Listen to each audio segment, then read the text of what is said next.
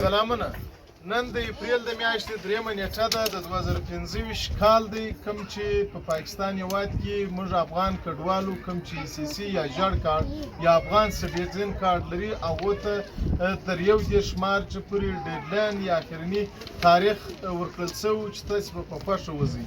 نو پر موږ افغانانو باندې په دغه د مارچ میاشت کوم و هغه ډیر په خواشینۍ باندې تېره شوه چې دا د روژې مبارکې میاشت هم وه. ټولو افغانانو ډیر په خواشینۍ باندې د روژه هم ونیوله، اختر هم ډیر په خواشینۍ باندې تېر شو.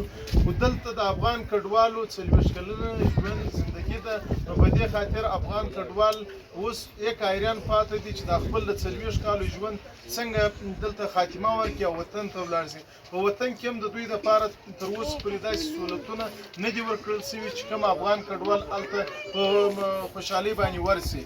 نو خبره دا ده، نن مې د دا ویډیو هدف دا دی چې زه راغلی یم په کوټه کې، نه یوازې په کوټه کې بلکې د پښین په ضلع کې په نورو علاقو کې د IOM اداره چې کوم د ژړو کاډو مسؤلیت په غاړه لري، هغه په دغو علاقو کې د ژړو کاډو درلودونکو ته واشرومونه او شلټرې یا وطاقونه چې کوم دي یا کامرې جوړوي.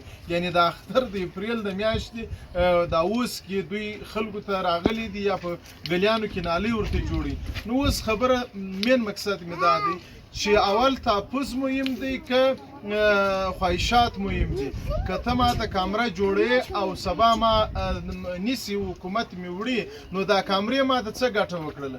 نو زموږ د IOM څخه چې دوی د اقوام متحده یا یونایټډ نیشن برانچ دی، دوی د انسانیت د خیر او ښېګڼې دپاره کار کوي. حالانکه دا خبرې ډېرې سترې دي، موږ ډېر کوچني واړه خلک یو، خو زه د افغان کډوالو د یو استازي په توګه باندې IOM ته دا خبره کوم چې IOM د خدای په خاطر باندې، د انسانیت په خاطر باندې، د خپل منشور په خاطر باندې داسې کار مه کوه. ته اول د حکومت پاکستان سره دا خبره وکړه چې دا کم افغان کډوال ECC ژړ کارت تاو پاکستان او افغانستان په ګډه ورکړل په 2019 کې. نو د هغو افغان کډوالو مسله ورسره حل کړه. دلته د خلکو جایدادونه دي، دلته د خلکو کاروبار دی، دلته داسې افغان کډوال دي چې د ماښام ډوډۍ نه لري، هغه خپل د کډې د وړلو نه دي. دا چې ته دلته کوم کامرې ورته جوړې، واشرومونه ورته جوړې یا د نالیانې ورته پخې، دا مه ورته پخوه.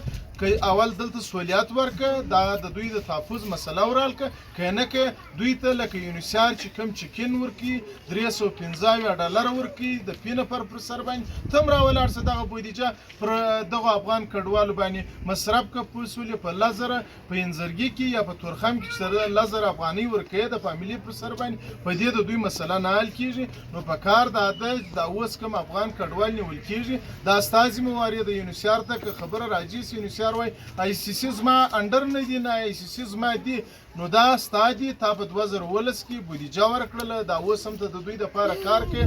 په ګلیانو کې دي بینران زړولي دي. نو په کار دا ده چې ته د خپل منشور ته باید وفاداره واوسېږې. دا زه نه وایم چې تاسې به کار نه کوئ، پاکستان حکومت سره خبره وکړئ. که بلکل پاکستان حکومت ستاسې خبره نه اوري، په کار دا دی چې دغه ملنډې نو باید ونول سي چې نن دی نیول کېږي یا دی در باډر اړول کېږي او ته دلته کامرې ورته جوړوې. کامرې مه ورته جوړوه، دوی ته د چکین سہولیات ورکړه، اول ته په وطن کې امکانات ورته برابر کړه. نو موږ به بیا ووایو چې IOM واقعا د انسانیت او د خیر او ښېګڼې او د نړیوال مهاجرت لپاره کار کوي.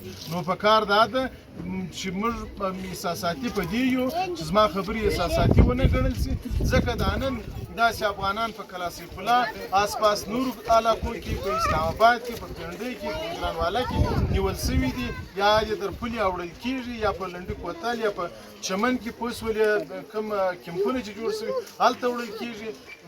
بچیان یې پاته، خاوند یې وړل کېږي، پلار یې نیول کېږي، بچیان یې پاته دي.